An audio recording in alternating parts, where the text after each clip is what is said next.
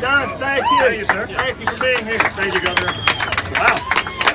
These days I'm used to getting some pretty welcoming receptions, but this is incredible. I mean, what a cool tradition. What a great place to be, and what an incredible welcoming. So I'm just excited to be here, to take part in some of these events, to be able to talk on the same platform where Reagan spoke not too long ago, to be able to hang out with the Mannings. Doesn't get cooler than this, and I'm probably going to eat quite a bit of food, so this diet's going to hell real quickly. So thank you all for having me here, and I guess we taking questions? Or Up to you. Sure. Question I want to ask, and matters to a lot of Mississippians. Right now, with the DNC is going to convention in Philadelphia, they took down the Mississippi state flag.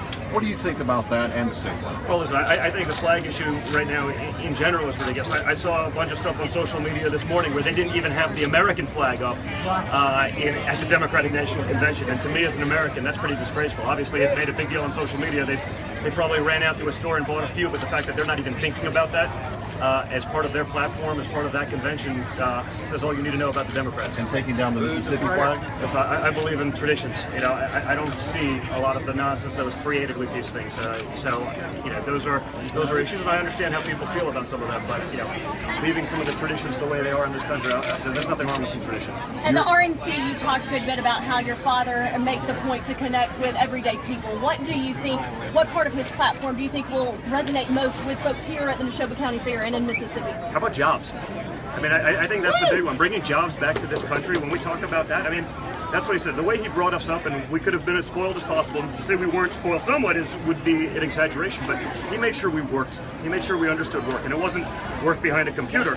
It was, you know, work on a job site. If you're going to tell someone to dig a ditch, if you're going to build a building and a foundation one day, you better well have done it yourself. And so that's how we started off. So those are the guys we brought up under, and so we know how to do those things. I'm the only son of a billionaire that can drive a D10 Caterpillar, because those are the things we were doing in high school jobs, and we're working in college jobs in the summers. You know, that's how we started off. So I think he resonates. I've always called him, you know, the blue-collar billionaire, and people used to criticize me for it, but I think they get it because they realize now that he's speaking with these Americans, the people in this country who built this nation. Hardworking Americans who've been left in the dust.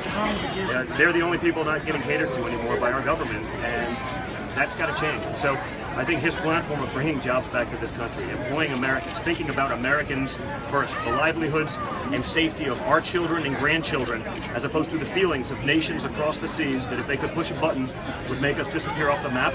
I think that's what he's talking about, and I think that's going to resonate really well here and everywhere else, as it should. Well, how does that work? How you bring jobs here specifically to Mississippi and other parts of the country? Well, we've talked about it. You've talked about the overregulation in government, whether it be through Dodd-Frank, where you're killing small business because, you know, people have to go through thousands of pages of regulations and 22,000 pages of addendum just to open a door to a business. I think that's first. I think you have the overreach you know, from the EPA, where everything is so overregulated that we can't possibly compete with the other countries in the world where they're not even thinking about these issues. That's not to say we can't have reasonable restrictions on how things are done, but the overburden from the federal government has stymied small business in favor of, you know, big business. I mean, I said it in my speech. Dodd-Frank is consumer protection for billionaires.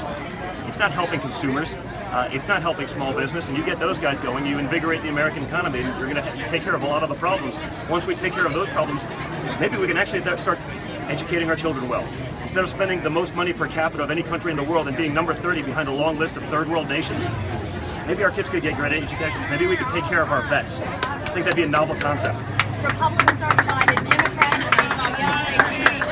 How is your dad going to get those last minute from those conservatives that don't support him right now? Well, you know, listen, we've seen that. We've seen the crossover during the primary process. We've seen the independents and even Democrats switch over party allegiance. You saw it in droves in Pennsylvania, and that's including states where you had to do this stuff 9 months in advance just to be able to do it. You know, I saw hundreds of thousands of people switch over to be able to vote for my father.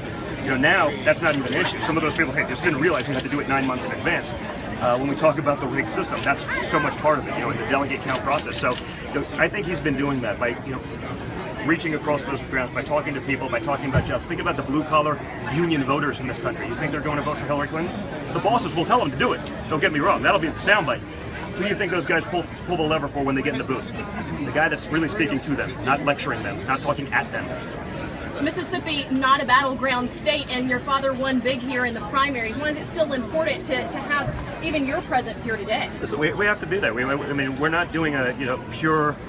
We're just going to target 2 or 3 states and not worry about everything else. We're talking to the whole country. That's been my father's message all along. It's going to be inclusionary of all Americans, everyone, every race, creed, and background. I mean, that's what we're talking about, and that's what we're talking to. That gets manipulated, and you can see based on what came out. I guess it was Sunday. We're not just fighting the Hillary camp. We're fighting Hollywood. We're fighting the media. When you have some of the biggest names in media, basically getting barking orders from the DNC saying, no, you will do it this way, do your jobs, that's not a fair fight.